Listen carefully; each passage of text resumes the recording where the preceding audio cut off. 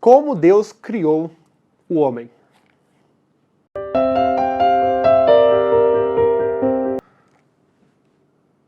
A resposta do breve catecismo da pergunta de número 10 diz assim: Deus criou o homem macho e fêmea, conforme a sua própria imagem, em conhecimento, retidão e santidade, com domínio sobre as criaturas. Então, hoje nós veremos ou falaremos um pouco sobre a diferença dos sexos. Exatamente, vamos ver um pouco como que a Bíblia enxerga a realidade de homem e mulher. Veja o que Gênesis capítulo 5 vai nos dizer nos versos 1 e 2. Este é o livro da genealogia de Adão, no dia em que Deus criou o homem, à semelhança de Deus o fez. Homem e mulher os criou e os abençoou, e lhe chamou pelo nome de Adão, no dia em que foram criados. Amém. Como assim? A palavra de Deus diz que o nome da mulher era Adão também? Não era Eva? Era também, tá? A ideia é que outras traduções já trazem essa conotação, a ideia de humanidade. A palavra humanidade vem da palavra Adão. Então aqui nós vemos que tanto o homem quanto a mulher fazem parte da mesma humanidade. Com isso, qual é a maior aplicação que nós podemos tirar no dia de hoje? Deus concebe homem e mulher como diferentes, todavia tendo a mesma dignidade. A falácia dos nossos tempos é dizer que se há funções diferentes ou perspectivas diferentes acerca do homem e da mulher em relação à sua função no mundo, você está tirando da mulher ou do homem a sua dignidade. E não é isso que a Bíblia defende. A Bíblia defende que Deus vê homem e mulher como seres dignos, criados à sua imagem e à sua semelhança. Isso nós veremos no próximo devocional de forma mais detalhada. E que são dignos da mesma forma. Ambos fazem parte da humanidade. Todavia, nas páginas das Escrituras, nós vemos que Deus coloca o homem como líder e a mulher, no caso aqui no contexto de Gênesis, Eva, como a sua auxiliadora. Vamos ver o texto que diz isso. Veja comigo o verso de número 18 do capítulo 2. Disse mais o Senhor: não é bom que o homem esteja só. Far-lhe-ei uma auxiliadora que lhe seja idônea. A mulher é auxiliadora do homem. Isso nós, o povo de Deus, os crentes estão às vezes já saturados de saber, mas é sempre bom frisar. O que muitos não enxergam no texto é o verso de número 16 e 17 do capítulo 2, onde Deus vai dar um mandato, ou uma ordem, melhor dizendo, para o homem, dizendo que ele não poderia comer da árvore do conhecimento do bem e do mal, porque no dia que ele comesse, certamente ele morreria.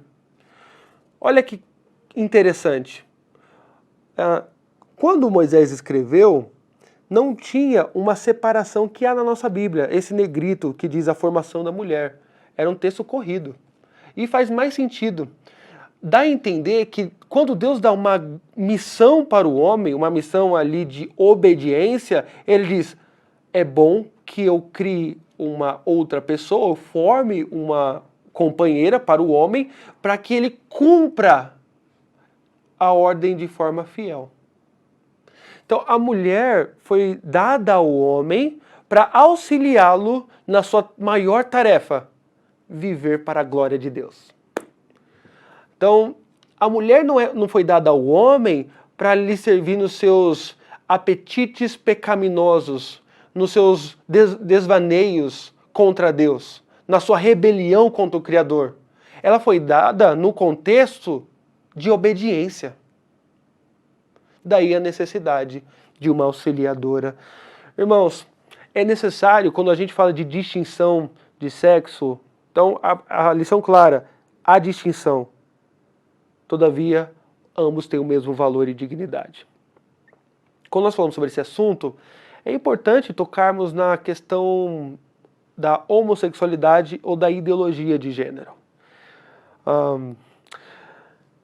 Eu vejo muitas pessoas dizendo o seguinte: o pecado da homossexualidade ou da ideologia de gênero é um pecado como outro qualquer. É um pecado como mentir, como roubar, porque para Deus não há pecadinho nem pecadão, né? A primeira coisa que eu tenho para falar sobre isso é esqueça jargões, cuidado com jargões evangélicos, porque via de regra os jargões estão errados. Um deles é essa ideia, não há pecadinho nem pecadão. É claro que há diferença de pecado. A questão é que todo pecado, todo pecador fora de Cristo vai para o inferno. É verdade. Mas a gradação, o níveis de pecado. Uma coisa é aquela pessoa que invadiu uma escola presbiteriana recentemente em Nashville e matou 6 pessoas. Outra coisa é uma pessoa que mentiu e colou na prova. Ambos são odiosos a Deus, mas um é mais odioso do que o outro.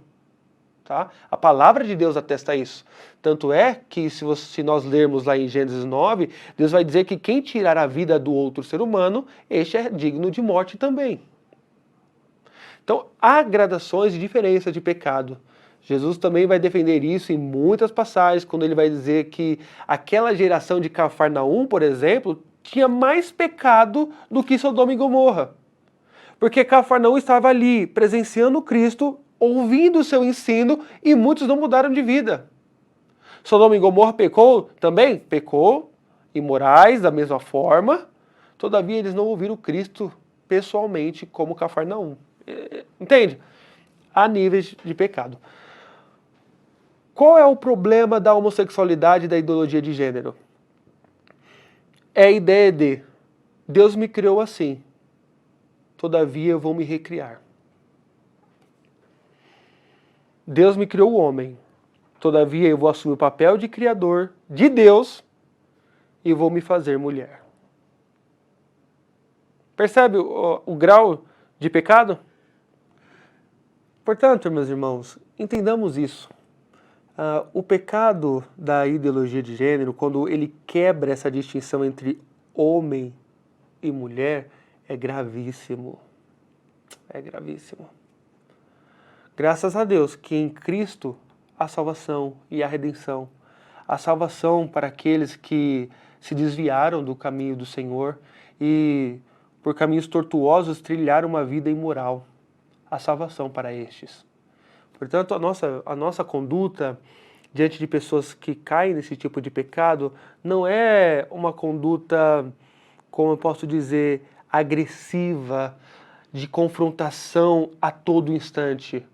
Devemos pensar que nós buscamos tirar o véu dessas pessoas por meio da palavra de Deus, a fim de mostrar-lhes que eles estão indo para o inferno, mas que em Cristo a salvação para o maior dos pecadores.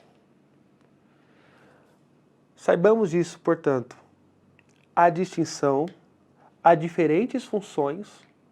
O homem não pode fazer o papel da mulher, e a mulher tampouco pode fazer o papel do homem. Sempre é assim, a nossa tendência, por exemplo, maridos, a tendência do marido sempre é ficar quieto e deixar a mulher tocar a casa. Entende? E a tendência da mulher é sempre tomar a frente das coisas. Há um descompasso.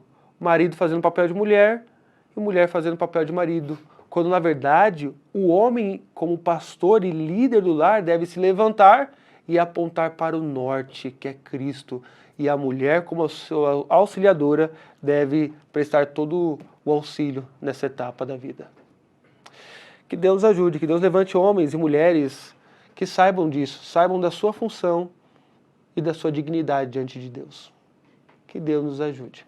Se você ficou comigo até mais esse final de vídeo, eu peço que, por favor, compartilhe, curta, inscreva-se em nosso canal se você ainda não é inscrito. E se você puder, pode comentar, eu terei todo o prazer de ler. Que Deus te abençoe e até a próxima.